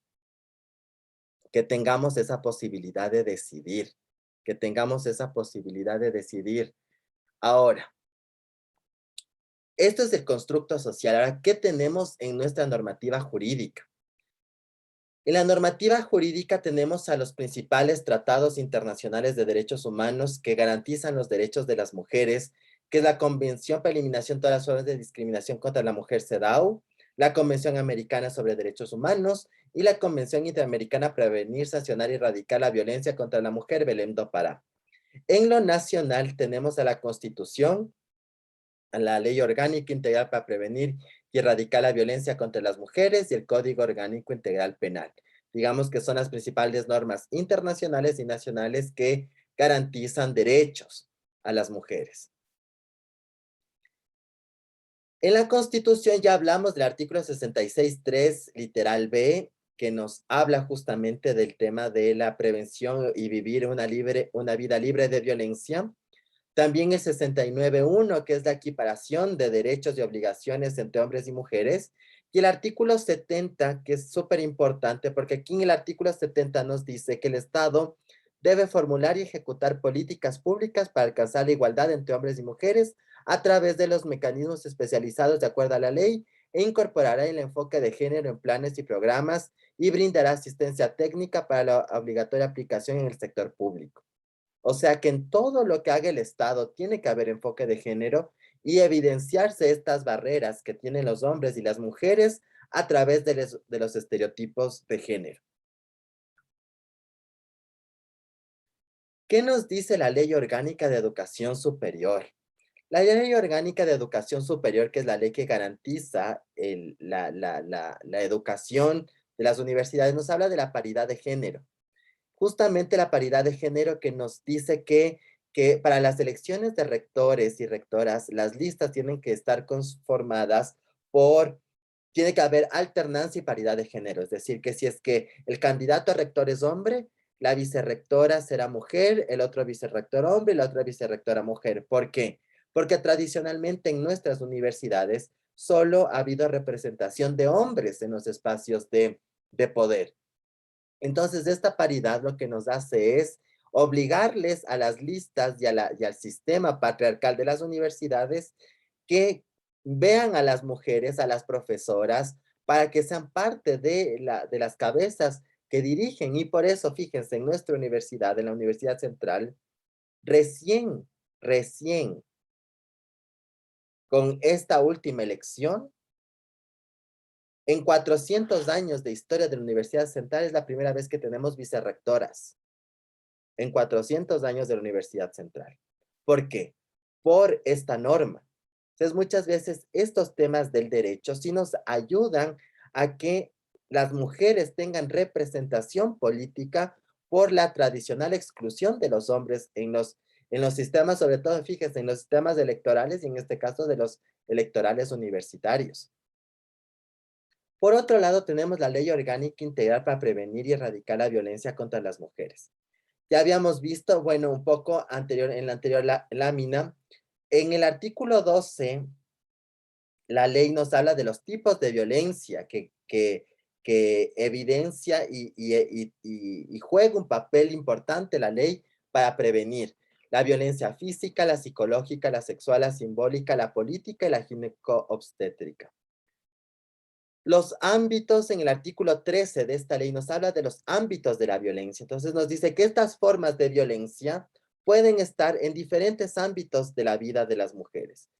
En la vida intrafamiliar o doméstica, que no es la violencia intrafamiliar y doméstica, no solo es cuando se vive de esposo y esposa, sino que, fíjense, es todos los rasgos familiares. Las parejas, las personas convivientes, los ascendientes y descendientes, es decir, primos, hermanos, sobrinos, etcétera, los parientes consanguíneos o los novios y las novias. O sea, todo esto es el tema de la violencia doméstica, no solo es la pareja directa. La violencia sexual que la quería topar porque justamente es una de las principales preocupaciones en la universidad y en la vida general por las violaciones y el acoso que existe. Y justamente la ley nos dice que la violencia sexual como el acoso también está en el espacio universitario, pero también está en el espacio público. Entonces aquí nos dice que la violencia sexual es del acoso, las violaciones, el acceso carnal sin consentimiento, los toqueteos, los roces, la persecución, la masturbación, el exhibicionismo que se genera justamente para intimidar o violentar a las mujeres. Esta ley nos habla de que cuando las mujeres viven esta forma cualquiera de estas formas de violencia en los espacios, por un lado, se puede optar por las medidas urgentes que se las tiene que pedir a la Policía Nacional, llamando al EQ 911 o acercándose al UPC más directo, que es acudir de manera rápida, solicitando los botones de pánico, la activación de los protocolos de seguridad, el acompañamiento de la víctima a regresar a su domicilio, solicitar atención especializada. Esto es lo que puede hacer la policía. Artículo 48. Y otro tipo de medidas de protección, como, qué sé yo, contra el acoso, la persecución, la violencia intrafamiliar y tal, lo pueden pedir las mujeres ante las juntas cantonales de protección de derechos para que se emitan medidas administrativas de protección. Y eso está dentro del artículo 51 y siguientes de la ley. Ahora, los delitos. El Código Orgánico Integral Penal es la ley que sanciona los delitos. Entonces, en el Código Orgánico Integral Penal estamos en el artículo 155 sobre la violencia intrafamiliar. Y como yo les decía anteriormente, el tipo penal de violencia intrafamiliar es todo tipo de violencia que se da en el núcleo familiar, sea física, psicológica, sexual, pero esta parte es importante. ¿Sí? Que estas violencias que las ejerce los cónyuges, la pareja de unión de hecho, conviviente, novios, novias, parientes, hermanos, hermanas. Entonces, el tipo penal de la violencia intrafamiliar es cualquier violencia que se vive dentro del núcleo familiar que pueda ser ejercido o producido por familiares directos, la pareja, las exparejas también, novios, novias, y no importa si es que la víctima es mujer, o puede ser mujer u hombre, porque la violencia intrafamiliar protege a hombres y mujeres, pero dentro del ámbito de la relación familiar y de la relación también de noviazgo, de convivencia. El artículo 156 ya nos habla de la violencia física como delito, el 157 de la psicológica, el 158 de la sexual. Y la violencia psicológica quería aquí colocarles para que veamos que justamente es las amenazas, la manipulación, el chantaje, el hostigamiento, la persecución, los insultos, la afectación psicológica, la disminución de la autoestima, ¿sí? Y esto necesitará justamente de atención y de medidas de protección. Nuestra legislación nos habla de una diferencia entre delito y contravención. La contravención de violencia intrafamiliar es sancionada con pena privativa de libertad de 10 a 30 días si la persona que hiera, lesione, golpee a una mujer, a una persona del núcleo familiar, cuando se genera una inactividad o un límite o que estas vulneraciones generen que la persona no pueda trabajar y no pueda generar actividades mayores de 3 días, se constituyen contravención. Cuando la violencia y los daños generan una irrupción en las actividades cotidianas de la persona por más de 3 días, ya se constituye en delito. Entonces, esa es la diferencia entre contravención y delito. La contravención, como está en las diapositivas, es cuando las lesiones provocadas generan una incapacidad que no pasa de 3 días. En cambio, cuando sobrepasa de 3 días, estas formas de violencia ya se constituyen delito.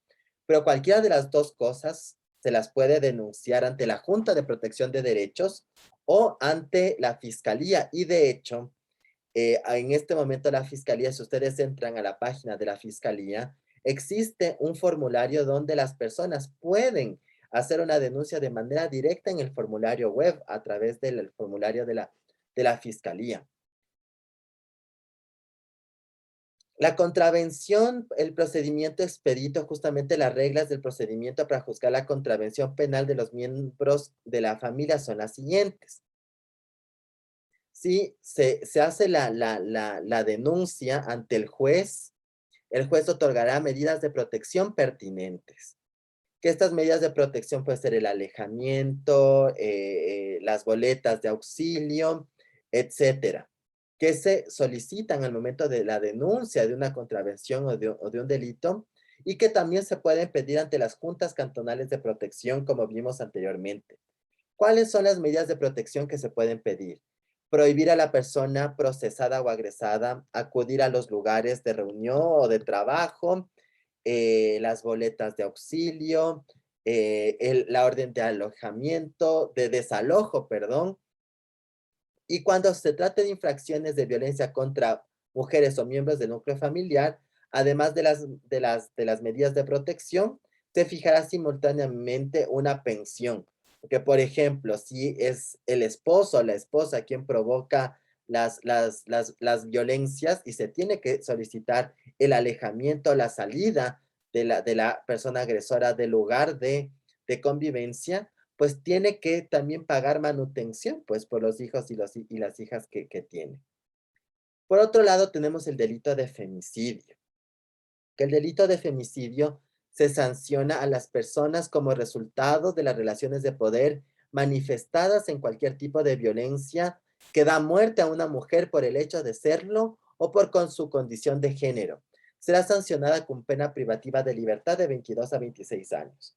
Justamente el tipo penal de femicidio no protege solo o sanciona, más bien dicho, a las mujeres biológicas, sino también a las mujeres trans, porque justamente aquí habla de la violencia por las condiciones de género. El agravamiento del femicidio, que está en el artículo 142, es que se haga dentro de una relación de pareja, o que exista o haya existido una relación de familiares, de cónyuges, de convivencia, si el delito se comete en presencia de los hijos o las hijas, o si el cuerpo de la víctima es expuesto o arrojado, es un agravante al delito. Y se aumenta la pena por estas muertes violentas que se hacen a las mujeres. Y finalmente, el delito de acoso sexual, que está en el 166, que es la persona que solicita algún acto de naturaleza sexual para sí mismo, para un tercero, prevaliéndose de las situaciones de autoridad laboral, docente, religiosa. Es justamente cuando alguien con una relación de poder, esto no importa si eres hombre o si eres mujer, pero si es que alguien que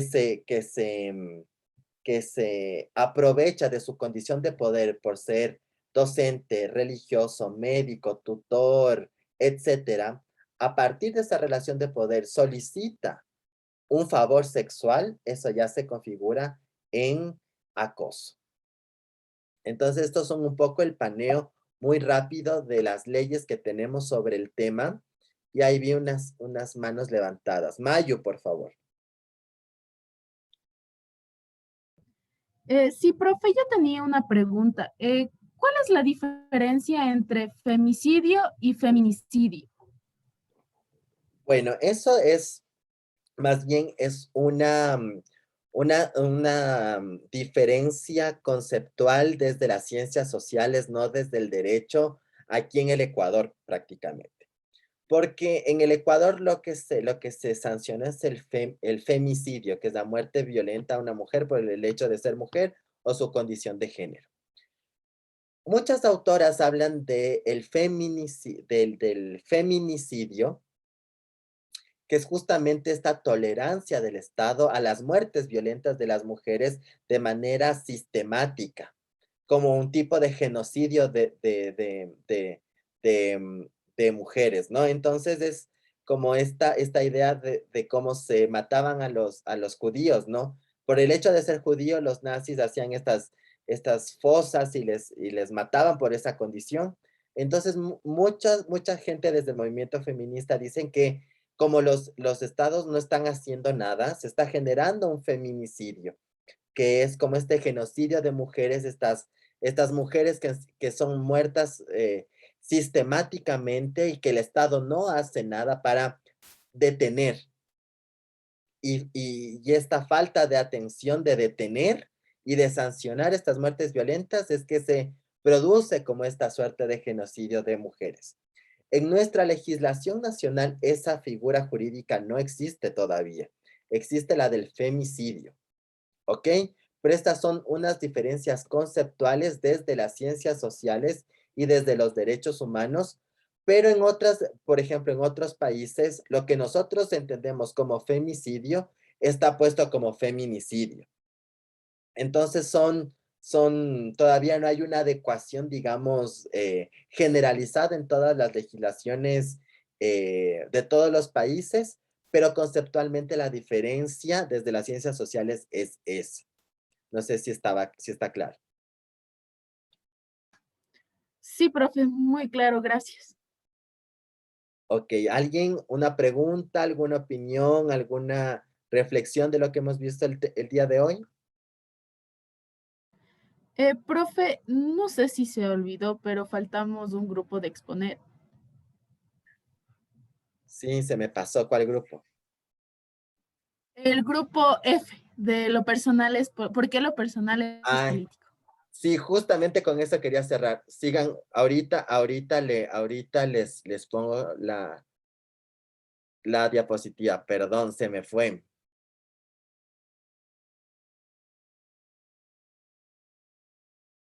Ahora, ¿por qué las leyes y todo esto y por qué la lucha? Entonces, de eso nos van a contar el grupo número F sobre por qué lo personal es político. Gracias, Mayu, por hacerme acuerdo. Sigan, por favor.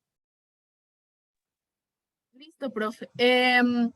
Bueno, el texto me pareció, bueno, en general como una introducción súper interesante porque tiene varias autoras y bueno, primero quiero como dar una introducción que sería que este eslogan de por qué lo personal es político es un mantra del feminismo que surgió por una mujer llamada Carol Hanisch en los 60s. Cuando había la lucha por la reivindicación de los derechos de las mujeres en el contexto de la guerra de Vietnam. Esto lo expuso en un artículo, lo cual desató como mucha furia, o bueno, no furia, sino como mucho como conexión con el feminismo y por eso es que se mantuvo hasta ahora. Ahora, a continuación, las ideas principales. Bueno, primero, lo personal es político porque la discriminación y exclusión responde a un sistema político que es el patriarcado. Bueno, en general, hay que entender que el patriarcado es un sistema político. Entonces, desde prácticas como las tareas de cuidado que no son como condicionadas y cosas como, o sea, que nosotros consideramos pequeñas o personales, estas son impuestas por este sistema político del patriarcado. Entonces, por eso es que lo personal es político. Construir lo personal como político es entender que hay una relación estrecha entre la esfera política, entre la esfera pública y la privada, lo que permite a las feministas la construcción de una propuesta clara con pensamiento propio y voz propia. Bueno, a esto hay que entender que la vivencia individual de la desigualdad es parte de un sistema que deshumaniza a todas las mujeres. Entender lo personal como político es saber que la mayoría de las feministas, o sea, ya no creemos en partidos políticos, en izquierdas, porque se vive una violencia desde todos estos ámbitos. Entonces, básicamente, pensar en lo personal como político es pensar en la forma y en el fondo en cómo vivimos nuestras relaciones y buscar un cambio estructural, de hecho, para desnaturalizar al patriarcado necesitamos entonces desentrañar cómo éste actúa. Cuando no partimos de que lo personal es político, creemos que podemos transformar la sociedad sin cambiar al mismo tiempo nuestra relación con el poder, con el poder del opresor y esté donde esté este. Entonces, hay que entender que existe, que buscamos construir un espacio de liberación y transformación. Entender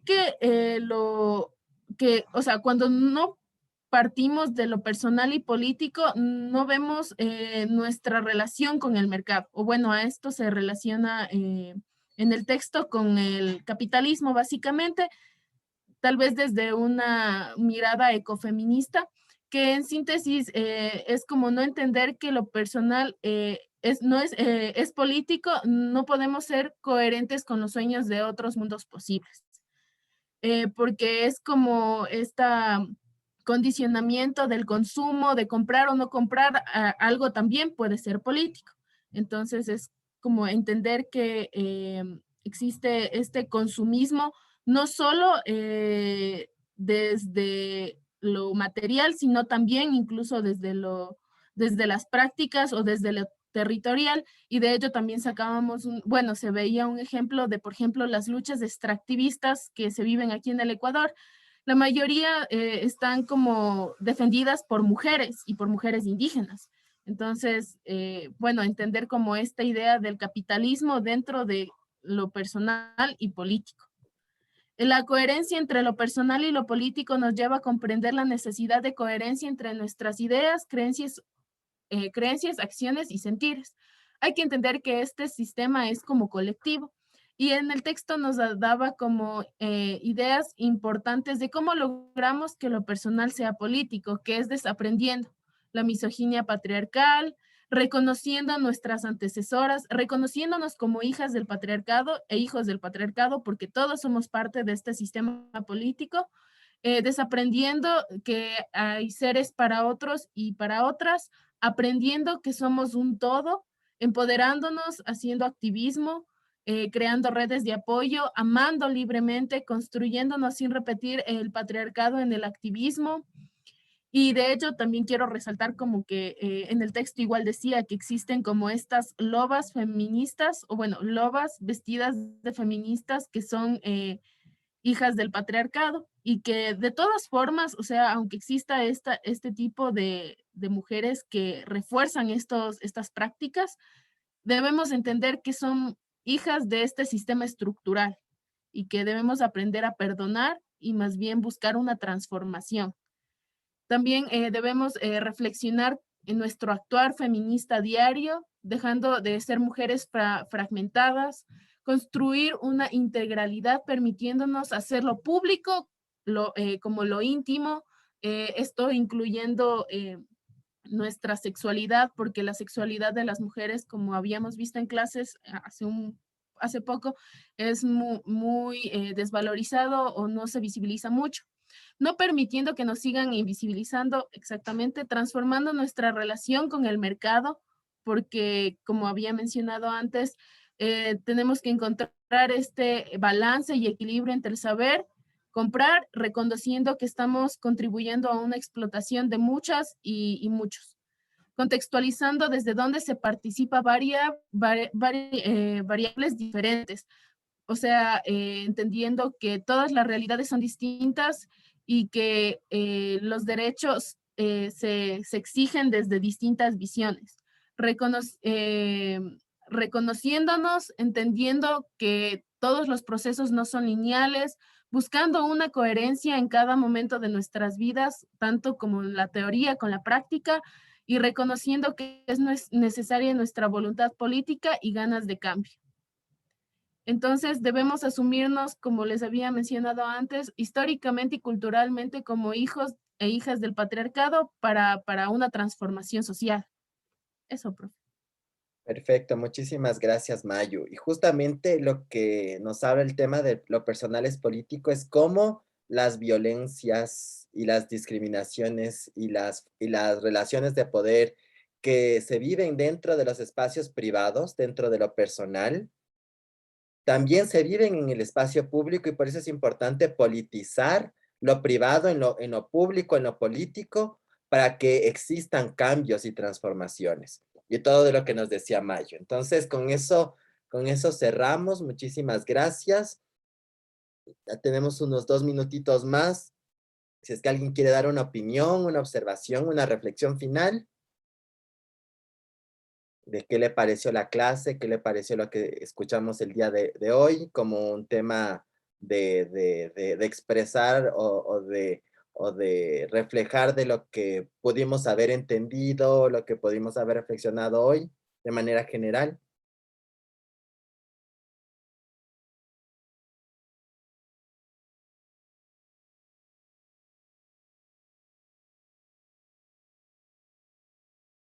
Bueno, nos quedamos hasta ahí entonces. Bueno, Mayu, sigue por favor. Sí, profe, o sea, en síntesis, creo que todos debemos empezar por ser conscientes como de todas nuestras prácticas y de lo que nos rodea para poder llegar a un cambio. Y en sí la clase me parece súper importante porque desde el trabajo social debemos buscar esta transformación social en base a los derechos humanos. Entonces, eso básicamente. Muchísimas gracias, Mayo. Entonces nos quedamos hasta ahí. Y